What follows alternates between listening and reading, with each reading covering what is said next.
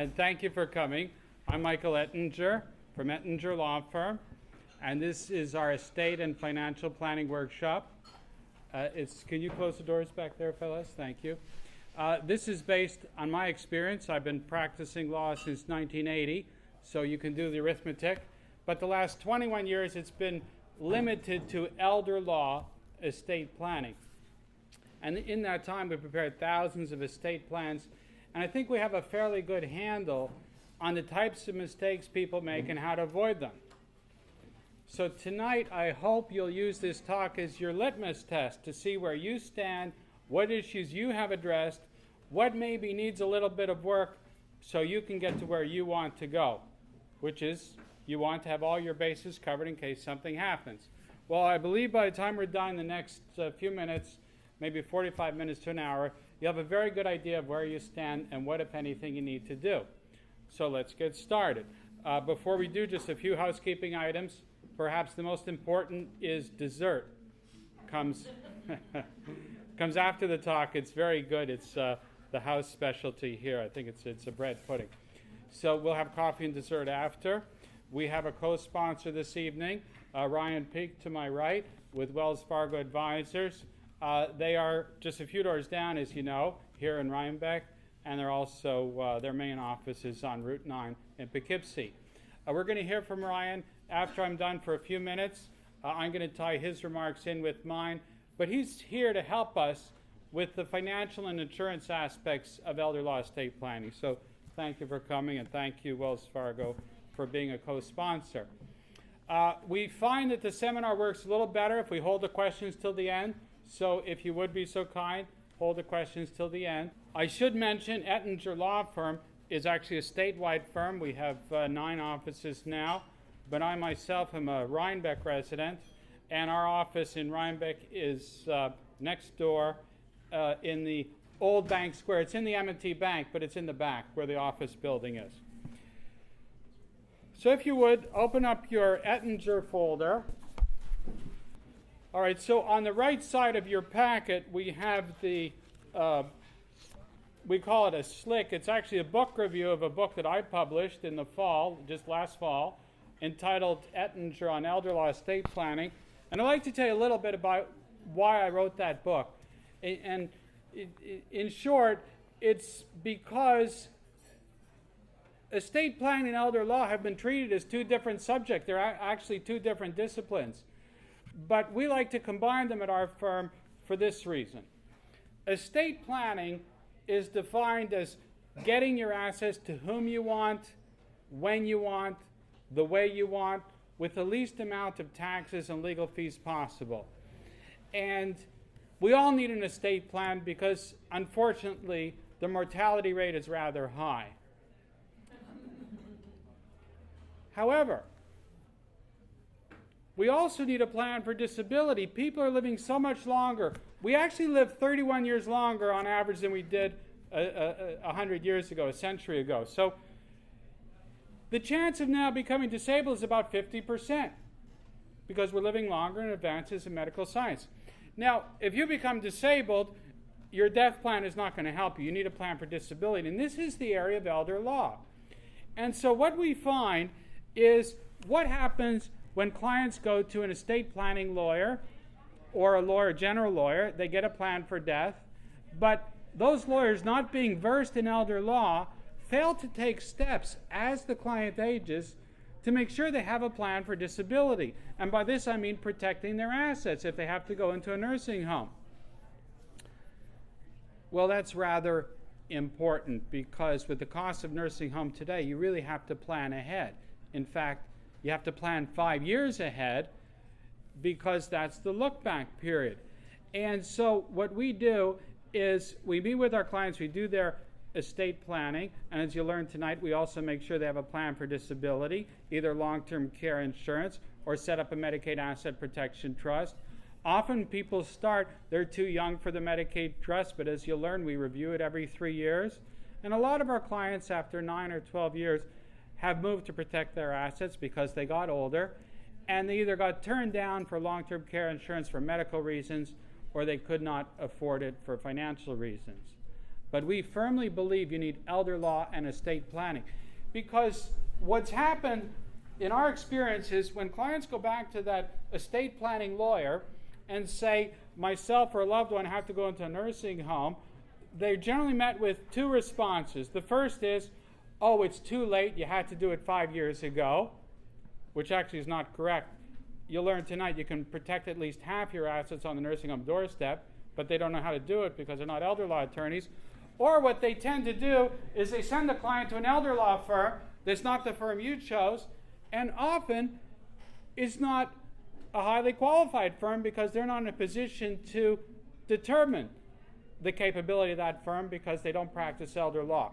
But if I was a client, I would want to be able to go back to the same firm that set up my plan, and if I or a loved one have to go into nursing home, I want them to know the Medicaid rules, I want them to have experience applying, know what assets can be transferred and protected, and better yet, I'd like to have all my assets protected by that time anyway. So planning ahead, you can protect all your assets. On the nursing home doorstep, you could save half, but you need an elder law estate planning firm. In fact, in 21 years of practicing elder law, I've reached the firm conclusion that planning for disability is more important than planning for death, because disability is for you. And if I become disabled, there's certain things I want. I want my people in charge. I don't want the state to get all my assets. I want to be able to take back control when I recover. And I don't want to lose everything to a nursing home. So disability planning is crucial. And that's why I wrote the book. The next item in your packet on the right side is why choose Ettinger Law Firm. Now, I know it's early for that, but there's a reason I'm bringing it up now. And the reason is this. We have a process that we trademarked in 1999 called the Ettinger Elder Law Estate Planning Process. And we have designed our plans uniquely to work when you need them, not when you wrote them. And I can explain how we do that. But virtually every other firm in the United States, you sign your will or your trust, and they say goodbye. Call us when something happens. Just like your experience, everybody in this room has pretty much that same experience. But what happens is very often the client fails to keep that plan updated, doesn't go back to the lawyer, or just thinks, well, I have a will, everything's taken care of, and I have something in place. But when the client dies, say 30 years later, what chance do you think the executor is the same person you wanted 30 years ago? Or the beneficiaries are the same? Or the percentages are the same? Not very likely. Or you'll be able to find the witnesses if you have a proof problem. Not very likely. But with our plan, that doesn't happen because we put in a system to make sure the plan works when you need it. And here's how we do it. Every week, we send each client a letter called the Ettinger Elder Alert. It comes in your email box, so we keep you up to date on things you need to know. Once every 2 years, we invite all our clients to breakfast to update you on the law, what's happening in the firm. Every 3 years, we invite you each individually. Come in for a free review so we can see if there's any changes in your personal life, your assets, your health. What about your family, births, deaths, marriage, divorces? So we have a look at it, and most times you check out just fine. But sooner or later, everybody needs a change. And the fourth thing is we track all our plans for law changes. So if there's a law change, we can search the whole database, tells us which clients it applies to, and sends you the letter that you need to come in. There's a law change that affects your plan. So you never have to worry if it's out of date. I wrote a blog post, it's an online newsletter a few months ago called 1,585 Points of Contact. 1,585 Points of Contact. And it was about the client who goes to the lawyer and gets a will and dies 30 years later. And now the client's never heard from the lawyer because your lawyer never contacted you after you did your will. And so that plan doesn't work very well. In fact, often that plan causes a lot more harm than it solves. But if they had an Ettinger plan, what would have happened in that 30 years? Well, they would have been invited to 15 client breakfasts, because one every 2 years, so there's 15 points of contact. They would have been asked to come in for 10 3-year reviews, so there's 25 points of contact. And they would have received 1,560 Ettinger Elder Alerts, one every week for the 30 years, hence 1,585 points of contact. Well, obviously, you know which plan is going to work better, but the point here is when you go to use the plan, it's never more than 3 years old. The clients have always seen us within the last 3 years. So it works when you need it, not when you wrote it. Just makes a lot of sense. So that's by way of introduction. Let's get down to the meat and potatoes of the thing. By a show of hands, may I ask, how many of you here have signed a will? Thank you. And how many have signed a revocable living trust? A couple. Great, thank you. Now, do you know that wills are obsolete? Yes. Good. And there are 4 major reasons they're obsolete, but this is not news. Wills have been obsolete for almost 2 decades now as a primary plan for seniors. And let's go over the 4 major reasons. It'll take a little time, but I'll take them one at a time. First, a will takes effect when? When you die, right? Worked very well for quite a few hundred years, but doesn't work so well now because half of all people become disabled. Now, if you become disabled, does the will help you? Clearly not. So the will is not a plan for disability. Well, what do you think is happening to thousands of New Yorkers every year who become disabled and don't have a will? And don't have a plan for disability. They only have a will, is what I meant to say. If you don't have an adequate plan, the state has written a plan for you. It's called guardianship proceedings. You've heard of it.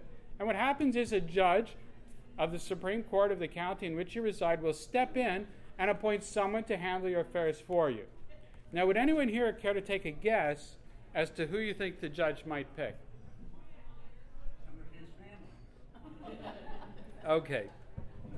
Well, Phyllis says someone in his family. Well, that might be a little obvious, but you'd be surprised they don't always pick somebody in your family. I remember reading a case not too long ago where the judge wouldn't pick any of the children as your guardian because he said the children had a conflict. If they spend the money on you, it's coming out of their inheritance. So they picked a local lawyer instead. In fact, they like to pick lawyers. Lawyers know the system. Easier for the judge, perhaps. I've been picked. Let's say you have no plan and the judge picks me as your legal guardian. The first thing I'm going to do is collect up all your assets, your investments, your bank accounts, your IRAs, life insurance, and I'm going to move everything over to my great and good friend, Ryan Peake, at Wells Fargo Advisors. We'll get to that. Now, that's not really the problem. I mean, Wells Fargo is a very fine firm, I'm happy to say. I know Ryan Peake and the Oak Group for many years. And I personally have to invest that money very conservatively because I have to file an annual accounting to the court. And my firm can be held personally liable for the losses. So we're going to put it in a very safe place. That's not the problem. The problem is today a lot of people recover from disability, strokes, heart attacks, serious operations. Now, when you recover, do you think you can take back control of your assets when you feel ready? Not so fast. There's a court order putting Michael in charge. To get back control, you have to go back to court and have a trial and prove to the judge's satisfaction that you're able to handle your affairs, so the judge cancels the order, puts you back in charge. Does this sound like the type of place you'd like to be, your 80s or 90s, in court, on trial, trying to get your assets back? No? What if I told you you might be spending tens of thousands of dollars for the privilege? You're often paying for 3 or more lawyers. Not a happy place to be. And this is the first reason the trust has become popular, because unlike the will, which takes effect at death, the trust takes effect while you're living, which is why it's called a living trust. And in a trust, what you're actually saying is my estate starts today, not when I die, and for now I'm putting myself in charge. So we call you the trustee of your trust estate. Now, if you start your estate today, you can write in your own plan for disability. You say, I'm in charge now, but if I become disabled, I name so-and-so to step in. Well, the law in New York says when you set up a trust where you name a backup trustee, this defeats a guardianship. So that judge in Poughkeepsie cannot appoint somebody for you if you said who you wanted, only if you didn't say who you wanted. So in the event of disability, you get the person you choose. Now, make no mistake about this. Getting the person you choose in the event of disability often makes the difference between keeping your home and life savings and losing it. Because the person you choose is going to do what? They're going to come running to the elder law firm. They're going to say, Mike, or one of the other lawyers, you said to my husband or wife, or mom or dad's plan, 15, 20, 25 years ago, now so-and-so needs to go into a nursing facility, what do we do now? Well, I can't tell you what we're going to do in your particular case. I can tell you we filed a few thousand Medicaid applications, so I believe we have a fairly good handle on it. But I know the general rules in every case, if we have a trust set up, we have an elder law power of attorney, which I'll talk about in a moment. We can act immediately and do whatever the law allows. And the law is generous. Even on the nursing home doorstep, a qualified elder law attorney can save at least half the assets through asset transfer rules. If we plan ahead 5 years, as I mentioned before, we can save all the assets. We'll get to that later. But if I become disabled, I want my own plan for disability, and I also want to have that elder law form of power of attorney. And here's something I'd like to share with you. I believe that anybody 55, 60 or older, around there, should have an elder law attorney prepare their power of attorney. An elder law firm prepare their power of attorney. Not a general firm. And the reason is this.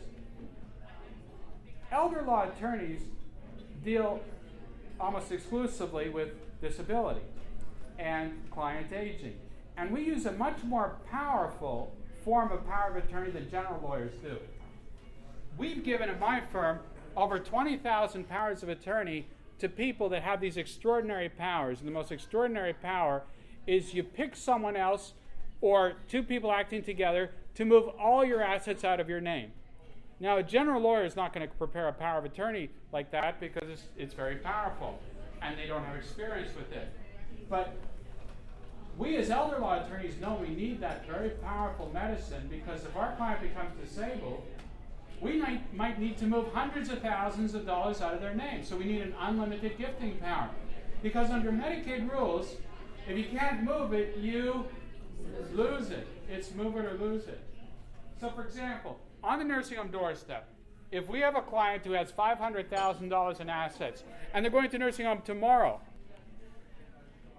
we could save half the money, $250,000, by gifting it to the children. But we could only gift it to the children if you've given them a power of attorney ahead of time to move that kind of money. Now, most lawyers will give you a general power with maybe the right to move the annual exclusion. Used to be $10,000, now it's $13,000. That's not going to help you much. If you're going to nursing home, you can only move $13,000. That's not going to help you, considering the size of most people's home and life savings.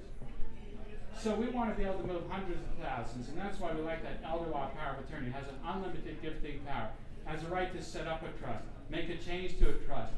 What about making a change to the beneficiaries on your IRA or insurance policy? What if it turns out one day your beneficiary's in a nursing home? When you want to change it, leave it to someone else, the nursing home doesn't get it, well, sure. So we put in these extraordinary powers. Now, you're careful who you give it to, and if you want extra protection, name two people, require them to both sign, but make sure you give somebody the power to move it out of your name, because if you run into that nursing home situation, if you can't move it, you lose it. So the first reason will planning is obsolete, no plan for disability, going to happen to more than half of us, and you risk getting the state's plan, guardianship proceedings. And can a legal guardian, if they appoint a legal guardian for you, do you think the legal guardian, if you have $500,000, can gift half the money, $250,000, to your children for safekeeping? What do you think? No, because the legal guardian is guardian for you. So they can only spend the money on you. Their option, spend it on you till there's nothing left. Now, to be perfectly accurate, because this is being taped, and I want everybody to be able to see it, it's true, a legal guardian can apply to the court for permission to transfer assets to the children. I've handled cases like that. And you know what happens when you apply to judge for permission? Sometimes they say no. Happened to us, our client. Client applied to the judge, say, you know, the law allows these transfers. We'd like permission. The judge said no. Why?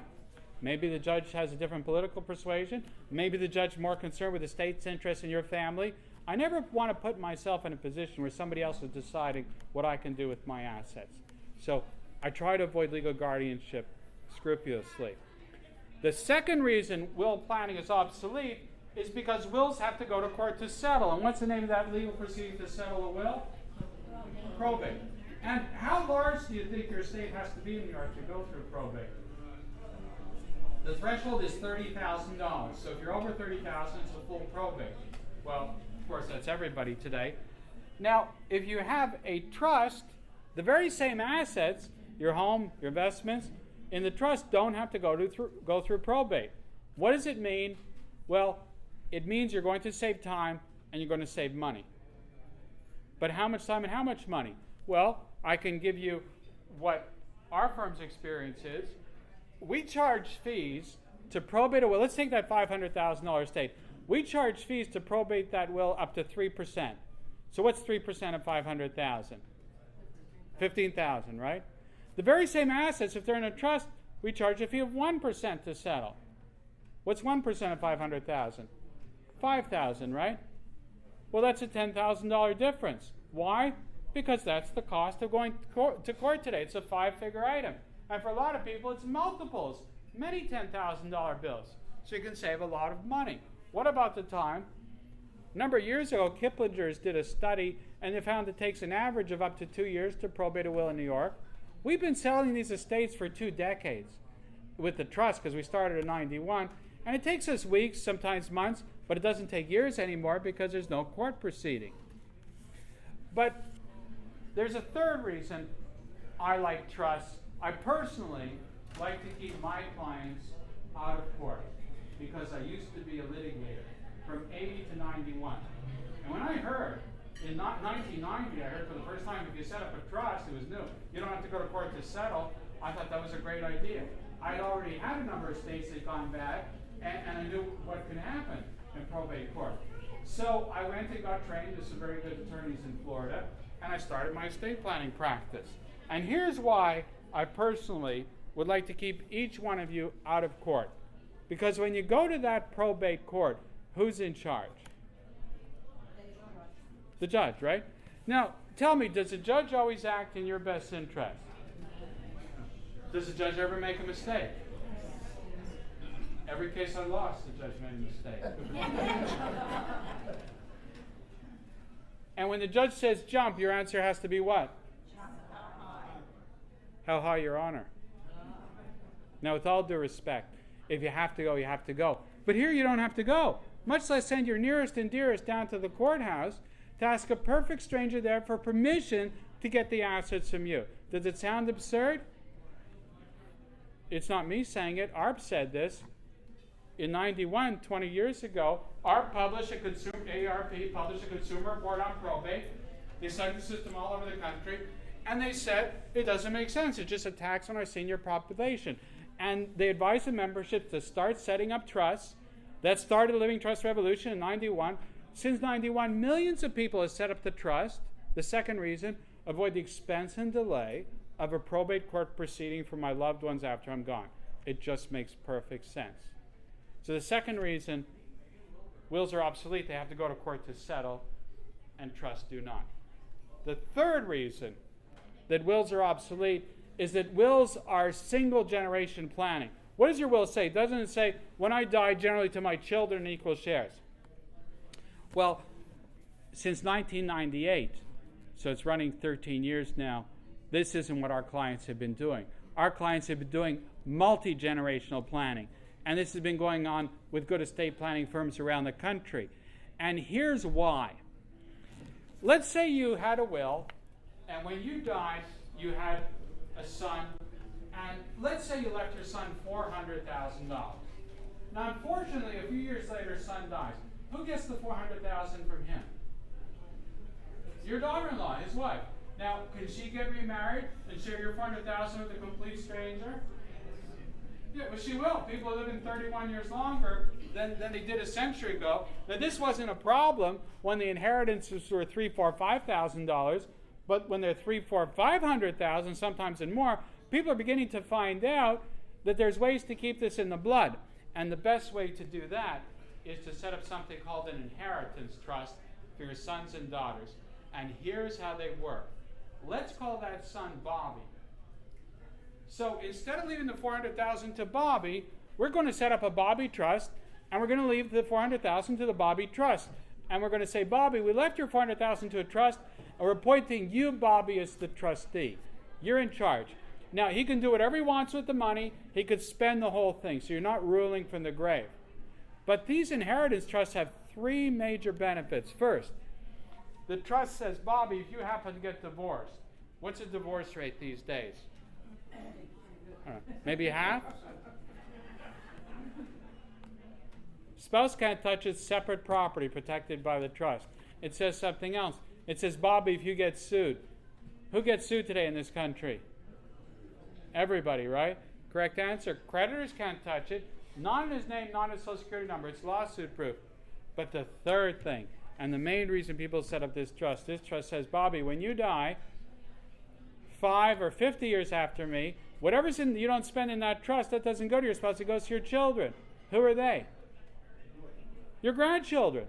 Now, what if he doesn't have children? Then it goes maybe to Billy and Mary, his brother and sister. And then it goes to niece and nephews. But it always passes by blood. Instead of by marriage, keeps your money in your family for generations to come. Does this sound like a good idea to you?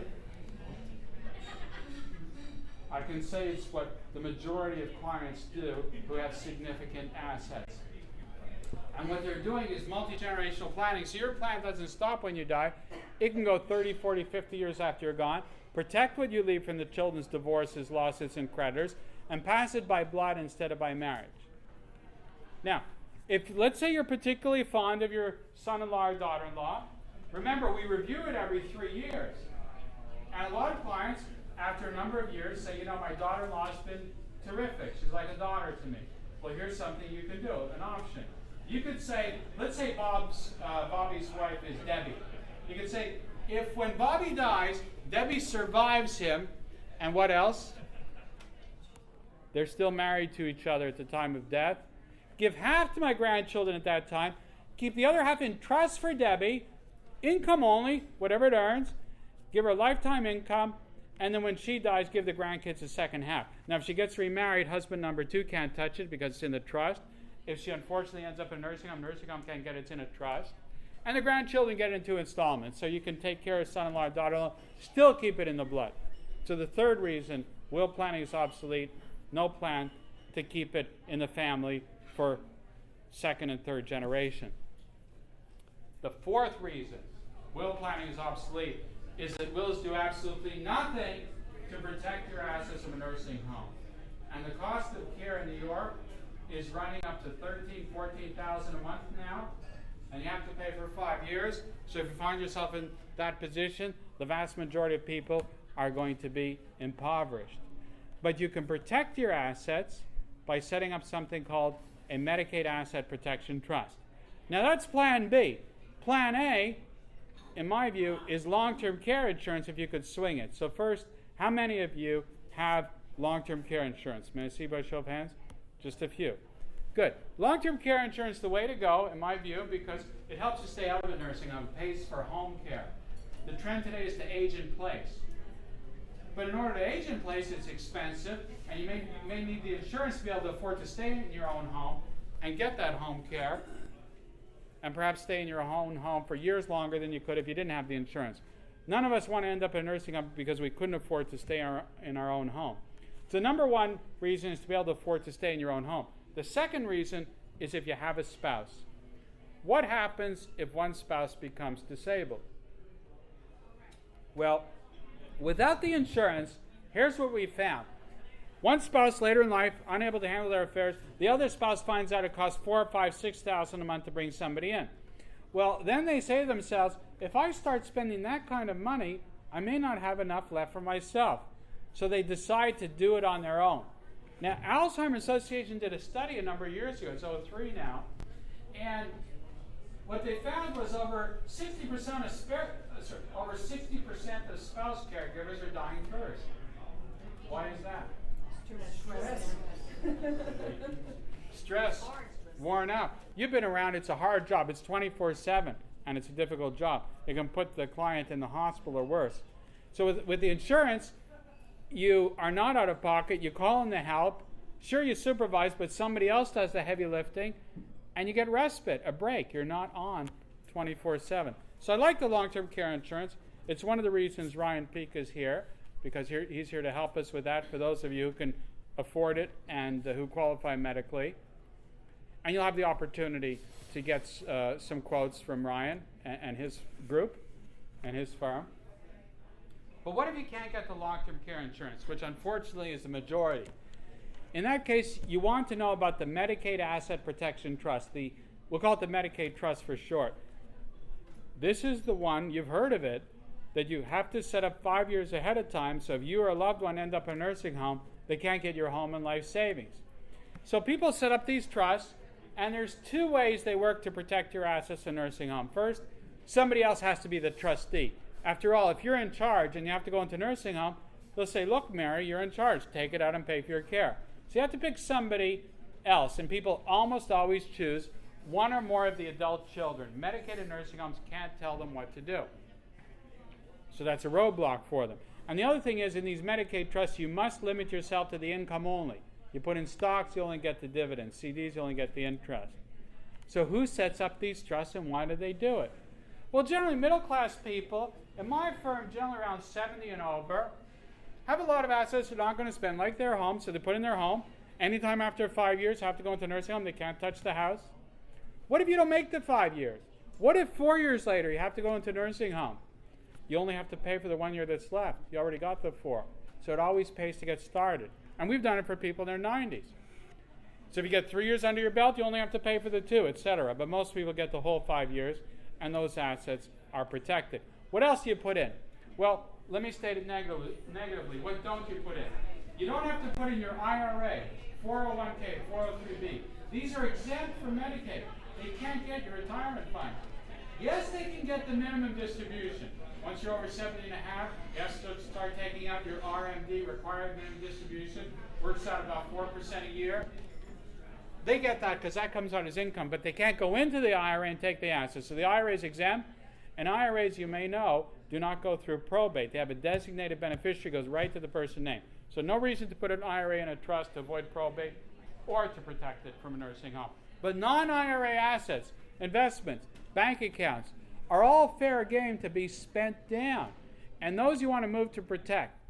If you have assets later in life that you're not spending, then you want to protect them, because if you're not spending it, you're just safekeeping it for the state to take away if you become ill. Whereas if you put it in a trust, still there if you need it, but somebody can't come and take it away from you. So protect it for yourself and for your heirs. A couple of things I want to say just to wrap up on trust. We use the trust for two other purposes. One is to avoid something called the multiple probate problem. Does anyone here own property outside New York State? Anyone? What states are those? South Carolina? Massachusetts? Florida. South Carolina, Massachusetts, and Florida. Do you know what happens if you die with a will and you own property in another state? You have to probate the state. You have to probate the will in both states. New York and South Carolina, New York and Massachusetts, New York and Florida. It's 2 probates, 2 lawyers, 2 fees. That's why it's called the multiple probate problem. Easy enough to avoid. If you set up a trust in New York, we can deed the property from any of the 50 states into the trust and avoid all the probates. So a word to the wise, if you own property in another state, you want to use the trust. And the other reason we use trust is to avoid the New York State estate tax. Do you know New York State taxes estates on anything over $1 million? Now, that might sound like a lot, but what does your estate consist of? Well, your home, all your real estate, your investments, your IRAs, and any life insurance that you own is part of your estate for tax purposes. So if you got a $200,000 or $300,000 policy, a lot of times it puts people over. And it's important to know because the tax rate starts at 41% of the amount over, and it goes down to 10%. So rough numbers, on $1.1 million, you'll owe about $40,000 to Albany from the estate. At $1.5 million, you owe about $65,000. At $2 million, it's about $100,000 you have to send to Albany. And yet you can completely avoid the tax if you have a spouse and you create 2 estates. One for the husband, one for the wife. And we do that by setting up 2 trusts. Husband's trust, husband and wife are in charge, but it has husband's social security number. Wife's trust, wife and husband are in charge, but it has wife's social security number. And then we split the assets. Deed the house half to the wives, half to the husbands, split up the monies. If you split it up, you can each pass $1 million tax-free. How much do you save in tax? $1.1 million, you save $40,000 about. $1.5 million, you save $65,000. $2 million, you save about $100,000. But you don't get 2 exemptions just because you have a spouse. You only get it if you set up the 2 trusts and put the assets in when? You must do this before the first spouse dies. Now, if you know when that is, you just come in a few days before. We'll take care of it, okay? Good. Catch my drift. So, what is the purpose of this seminar workshop? The purpose is to prepare you for the free consultation. What you really need to know is, how does all this general information apply to me and my family based on our assets, our age, our health, our circumstances? Quite different for each of you. So let me ask you to go into your packet, and on the right side, you'll see there's a pink form and a blue form, and I'm going to ask you to take those out. And if it turns out somebody is watching this online, this blue form is available. The pink one you don't need if you're watching online. But the blue form is on our website, trustlaw.com, and it's under Resources on the sidebar, and you click on Resources, then you click on Online Forms, and you can fill out this blue form online and print it out, or you can print it out and fill it out by hand. But the blue form is the confidential planning survey. This is the one you fill out at home. It takes you 10 or 15 minutes, and it gives the information that we need to give you the right advice. And let's look at it together. It says general information, your name, address, basic information, and your spouse if you have one, your children. Of course, confidential, doesn't leave the office. And what are your primary planning concerns? You check all that apply. And let's look at these. Planning for disability, good thing to look at. Elimination of probate, most people check that. Minimizing estate taxes, well, we know that's only if your estate is over $1 million, you have that problem. Planning for parents. What's remarkable is, I've given this talk, well, thousands of times actually, since '91. And I love giving the talk. But one of the things I've noticed is, so many people come and listen to me and they never think about their elderly parents that own a home or have assets. Well, I'm going to ask you to wake up and smell the coffee. They're not here this evening. They don't know about asset protection. Your brothers and sisters don't know about it. So share the information. Send them to the website. Because the sooner you act, the more you get to keep, especially with the 5-year look back. And it's never too late to plan. So share the information and save those assets, because eventually they're going to be for the benefit of yourself and your children, and they're worth protecting. Do you have a disabled child or grandchild, a special needs child? You need to know about the special needs trust so they don't lose their government benefits because they received an inheritance. There's a way to avoid that. Do you want to protect your assets and nursing home costs? Do you want to keep assets in the blood? You want divorce and creditor protection for your children? Does anyone here want to protect their children from poor spending habits? It's an epidemic. What about this one? Protecting assets from your spouse's later remarriage. Let's think about that for a moment. Now, if you open it up inside, there's some questions, some yes-no questions. That's our due diligence, so we get the right information. Tells you what to bring with you. Bring your will. Bring your trust. Bring your power of attorney, health proxy, living will. Bring your long-term care policies. We want to review those. We're going to perform an audit on your current estate plan. And this is how the process works. Generally, it's a 3-stage process. The first meeting is get to know each other. Do you have any issues that need work? We'll review your documents. Are they legally sufficient, or do you need something more? My experience is most people need something more because, for example, the power of attorney law changed 2 years ago, and it's quite a bit more extensive than it used to be. Now it's a 9-page document. It used to be a 3-page document. Now the agent has to sign. Before, the agent didn't have to sign. The healthcare proxy, you want to make sure there's an authorization for your agent to get your medical records. So we want to see if you're up to date. We want to look at your will and look at your assets, see if you need estate tax planning, if you want to keep it in the blood. Well, after an hour or so, we'll have a pretty good idea if you need some work. And I will tell you, or one of the other lawyers, but you folks would meet with me because you heard me speak. I'll tell you what I think you need, what decisions you have to make, what your options are, what you may need to read or investigate, or who you may need to speak to. And I'll tell you about what the legal fees would be, if not exactly very close. Now, we're not charging a fee yet, but I want you to know where you stand. If we're moving forward, at the second meeting, we're actually going to draft the estate plan together, and I'll give you a 2-page proposal in writing. This is how much it'll cost, this is what we're going to do. But we don't take a retainer. So far as I know, we're the only firm in the United States that does not take a retainer for this type of work. And I'll explain why in a moment. At the third meeting, we're going to execute that estate plan together. It might take an hour and a half or maybe a little longer, depending on your circumstances. We'll explain everything and sign everything, and then only once at the end you pay the fee. And there's 2 reasons why we don't take any fees until it's all done. One, it's actually my personal guarantee to clients of the firm that they'll be 100% satisfied, because nobody pays us anything unless they are. And the other reason is this, perhaps more important. We have a wholly different process in estate planning. Virtually all the other firms take this approach. When you sign it, they say goodbye. Well, we do just the opposite. When you sign the plan with us, we're just starting. We're saying hello, because we're engaging in a process where we know we're going to write to you once a week. We're going to have you to breakfast every couple of years. We're going to track your plan for law changes. We're going to see you every 3 years in person, review it, and see if it still makes sense. So it's a relationship we're entering into, and want to make sure it's a marriage in a sense. Want to make sure it's right going in. And that's why these plans work so well, because they start off the right way, and they go into a process that just makes a lot of sense for people.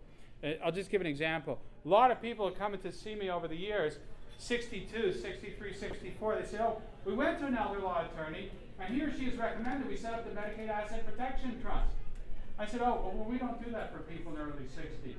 You know, we usually wait till maybe 70 or 72. They said, well, why is this other firm doing this or recommending this? I said, because they don't plan to see you again. They're trying to plan now for the rest of your days. But we know we're going to see every 3 years. We don't want to do it ahead of time, because setting up a Medicaid trust, you put your children in charge, limit yourself to income only, that we need to do when we need to do it, but no sooner. So there's the difference in the process. The other difference is we have saved so many people so much trouble, because we took the time to call them in, and somewhere along the line, not usually 3 years, but 6, 9, or 12 years, they fixed something that was terribly wrong that would have never been fixed but for the fact that somebody called them in. So we take responsibility for it to make sure it works when you need it, not when you wrote it. So any questions about elder law estate planning? Anyone? Yes, sir. How do you protect a savings account under a trust? The question is, how do you protect the savings account under a trust? You mean to protect it from the cost of nursing home? Yeah. Well, you could retitle that account. You set up the Medicaid Asset Protection Trust, name son or daughter or both as trustees, managers of the account, still has your name on it, and you retitle that savings account into the name of the trust. So now it becomes trust property. That starts the 5-year clock running for that savings account. Anyone else? Okay. Yes, ma'am. What challenges do you see in the current economic environment that we have, particularly in New York, that are going to influence estate planning or Medicaid planning? Well, the question is, what do I see on the horizon as far as changes in the law based on the economic climate in terms of asset protection and estate planning? Well, let's start with estate planning. There has been no talk of lowering the exemption, the New York State estate tax exemption, to lower than $1 million. And that may be because there already is a flight of seniors south, and they don't want to make it worse by raising the estate tax. So the $1 million exemption, New York seems fairly safe. And as I said, if you have a spouse, you can double the exemption by setting up the 2 trusts. So I'm not concerned on the estate taxes. On the Medicaid side, there is a move afoot to expand the state's ability to recover your assets from your estate after you're gone. It's called estate recovery. And they actually passed a set of rules to allow them to recover, but the rules didn't make any sense. So the elder law section of the New York State Bar went back to the legislature and said, we need a set of regulations so we know what these rules mean. And that was a number of months ago, and the state is working on the regulations. But I have all the confidence in the world that whatever laws they pass, the elder law attorneys will very quickly find a way around them, because the elder law bar is very nimble, and we've done it before, and the legislature is very slow and bureaucratic. In fact, on the way up here this evening, I was talking to a colleague, a certified elder law attorney, about what we would do if they changed the Medicaid trust to allow right of recovery. We have a plan already in mind to protect assets another way. So the elder law bar is always, I think, one step ahead of the legislature. But there's the whole reason to be a subscriber to the Ettinger Elder Alert, because you need to know what's coming, which I don't know yet because they haven't published the regulations, but once they publish, we'll tell you what the regulations mean, and we'll tell you what the solutions that the elder law bar has come up with to get around the regulations. And that's what you need to know. I mean, it is a cat and mouse game, and you know who the mouse is. Right. So all we can do is tell you we're going to keep you apprised of the changes, and these are the things you need to do under the new set of rules. And that's how it's always been. But thank you. It's just an excellent question. Yes? Yes, the question is, do we deal with bypass trust? The bypass trust is the trust. It's called a credit shelter trust or a bypass trust.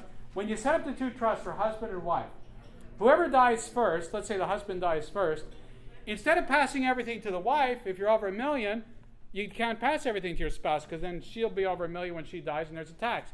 So instead, the husband's trust becomes a bypass trust. And what happens is it stays in the husband's name. Wife is still in charge. Remember, husband and wife are in charge of husband's trust. Husband died. Wife is still in charge of his trust. She can buy and sell and trade and spend. When she dies, the husband's trust goes to the kids, so it's still from the husband. It's called a bypass trust because the husband's trust is said to bypass the wife's estate. So it's the two trust technique is the bypass trust. Anyone else? Okay, this will be the last one. Thank you. What happens with moving from state to state in regards to trusts? Are they invalid? Well, the trusts are portable. So as long as you're a New York State resident, you set up a valid New York State trust, you can take it anywhere. But when our clients move, we want them to contact us, tell us where they're going. We may suggest you do a new power of attorney in the other state and a new living will. Not that the New York documents won't work, but it's nice to present local documents because they understand it, it smooths things out. But your trust should be good in every state. So thank you very much. I will ask you to finish filling out the pink sheet. Ryan and Anthony will come and pick it up during dessert. So thank you again, and I look forward to seeing all of you in the office in the near future. Thank you.